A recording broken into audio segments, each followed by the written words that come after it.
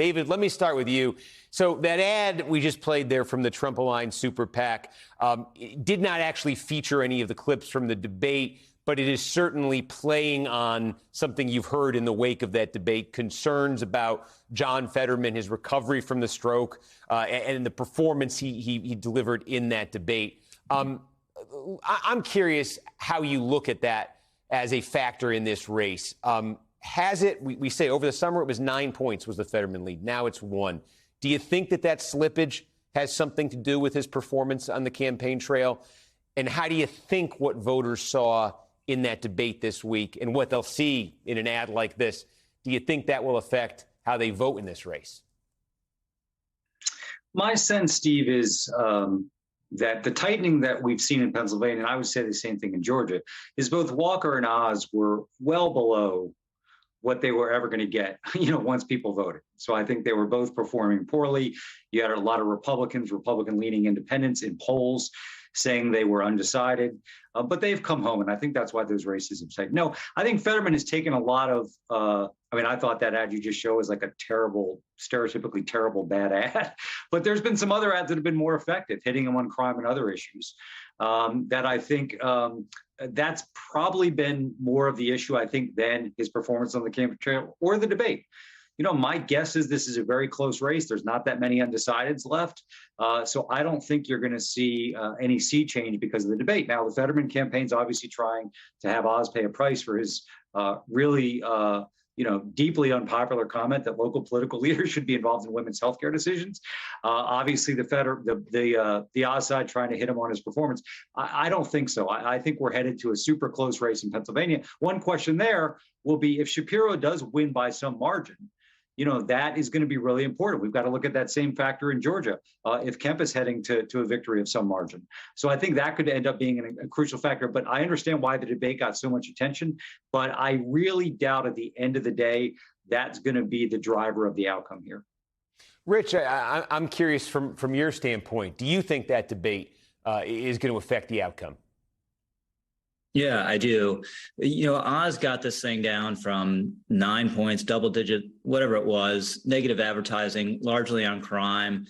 And then it sat at about 1 or 2 point Oz deficit for a while there. And Republicans kind of frustrated. What can we do to get him over the top? And it seems they now believe Oz is narrowly ahead. This is going to be a close race. It's going to be razor thin one way or the other. But I don't think people were prepared to see what they saw from Fetterman. The spin from Fetterman, his campaign was just, he mushes a word together here or there. It was much worse than that during that debate. And it's the kind of thing people talk about and they wonder about. And, a big part of being a senator is talking and listening and arguing and debating.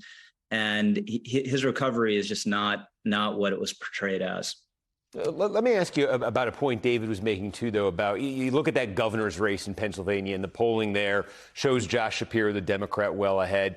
And I look at Pennsylvania and I look at why did Donald Trump carry it in 2016 and then lose it in 2020? And the answer, when you look at the map there that just comes screaming at you, is the suburbs right outside of Philadelphia, where you got these voters who did not like Donald Trump and right now, by all indications in the polling, aren't too fond of Joe Biden, aren't too fond of Democrats.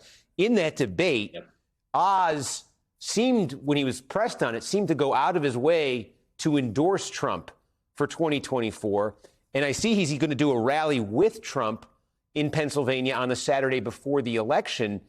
Is he risking the very voters that he needs, those suburban voters who they may not want to vote for Democrats, but they don't want to vote for Trump again? Is he aligning himself too closely with Trump?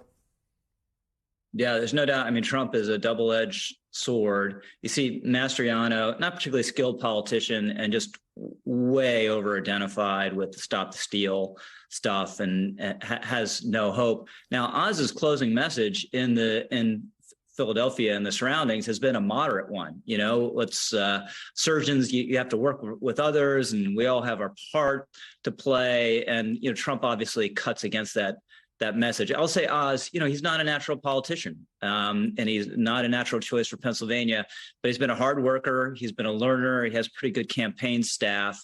And that's why he's close and probably a little bit ahead at the moment, I think. David, if Democrats do end up needing to flip a Republican seat and they fall short in Pennsylvania, where's their next best bet? And is it a big drop off from Pennsylvania to the next one? Well, first, Steve, on the question you asked Rich, let's look at what Youngkin did with Trump, in his race a year ago. Very careful.